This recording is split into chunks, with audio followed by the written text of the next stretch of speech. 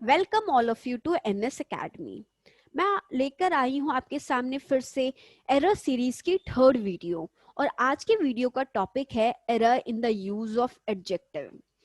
जैसे कि आप लोगों को पता ही है, इंग्लिश हर एक कॉम्पिटिटिव एग्जाम में इम्पॉर्टेंट सब्जेक्ट है और उसमें अगर आप अच्छा स्कोर करते हैं तो मार्जिन क्रिएट करता है सक्सेसफुल और अनसक्सेसफुल स्टूडेंट के बीच में। और इंग्लिश सब्जेक्ट में एरर एक ऐसा टॉपिक है जो कि बहुत ही ज्यादा स्कोरिंग है। अगर आपको छोटे छोटे टिप्स, ट्रिक्स, ग्रामर रूल पता हो तो आप इजीली सही एरर को टिक कर सकते हैं।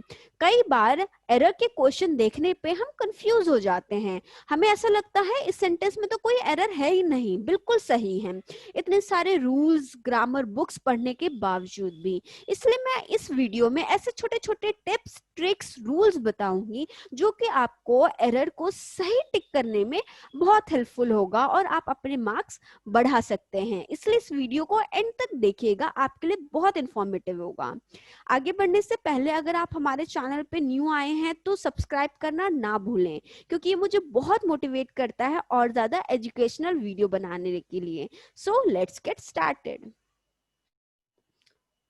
Rule 1: in any sentence the use of two comparative together should be avoided.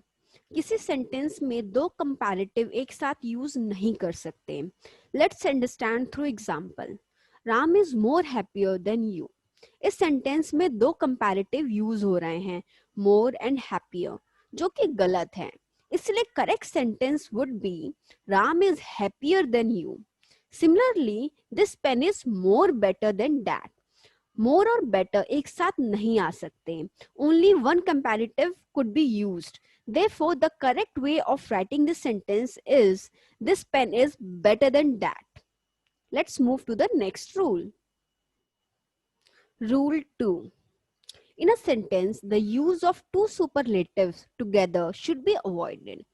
एक सेंटेंस में दो सुपरलेटिव यूज नहीं कर सकते।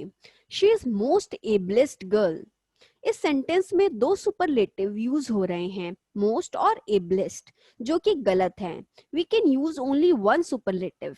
सो correct sentence would be she is the ablest girl. Similarly, Hari is most tallest of his four friends. It would be wrong to put two superlative together, that is most and tallest. So the correct way of writing this sentence would be Hari is the tallest of his four friends. Rule 3. When ages of person other than family or outside family are compared, we use older or oldest. An elder or eldest is used when ages of the member of family are compared. Elder is used only for person and older can be used for both person and animals. जब हम अपने family member के edges के बारे में discuss करते हैं कि कौन बड़ा होगा, कौन छोटा होगा, उस केस में एल्डेस्ट यूज होगा। For example, Hari is my eldest son. Hari is my oldest son लिखना गलत होगा। लेकिन जब हम फैमिली से बाहर के लोगों के एज का डिस्कशन करते हैं तब ओल्डर या ओल्डेस्ट यूज होता है। For example, he is the oldest man in town. He is the eldest man in the town लिखना गलत होगा। Let's proceed to the next rule. Rule 4. With word comparatively, no comparative degree is used. Comparatively अपने आप में एक word है। Comparatively जब use होता है किसी सेंटेंस में तब comparative degree नहीं यूज हो सकता। For example, Ram is comparatively weaker in maths.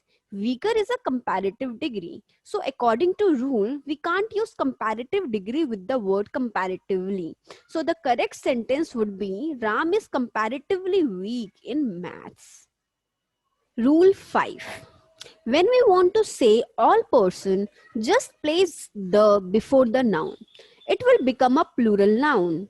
For example, the poor means all poor. The brave means all brave. So when we want to say all person, just place the before the noun. It will become plural noun. जब भी हमें किसी same community या same category के सभी लोगों की बात करनी होती है तो सिंपली नाउन से पहले द लगा दो। जैसे अगर हम सिर्फ पुअर लिखेंगे तो उसका मतलब होता है केवल एक पुअर की बात हो रही है, लेकिन अगर हम पुअर के आगे द लगा दे तो उसका मतलब होता है कि हम सभी पुअर की बात कर रहे हैं। अगर एग्जाम्पल ए में अगर हम देखें तो उसमें लिखा है we should not hate poor. केवल पुअर लिखना है तो इट मीन्स सिर्फ एक पुअर से हमें नफरत नहीं करनी चाहिए, लेकिन ऐसा तो नहीं है, हमें तो किसी भी पुअर से नफरत नहीं करनी चाहिए। So the correct sentence would be we should not hate the poor. हमें पूरे पुअर कम्युनिटी से हेट नहीं करनी चाहिए। तो अगर हम पूरी कम्युनिटी की बात कर रहे हैं, उस कम्युनिटी के हर एक इंसान की बात कर रहे हैं, तो पुअर से पहले द लगेगा। The poor means all poor. Similarly second example में only brave deserve the fair, इस सेंटेंस में भी ब्रेव से पहले द नहीं लगा है, तो इसका मतलब हुआ हम एक ब्रेव की बात कर रहे हैं, बट ऐसा नहीं है, हम सभी ब्रेव के बारे में बात करना चाह रहे हैं, इसलिए ब्रेव से पहले द लगेगा। Only the brave deserve the fair.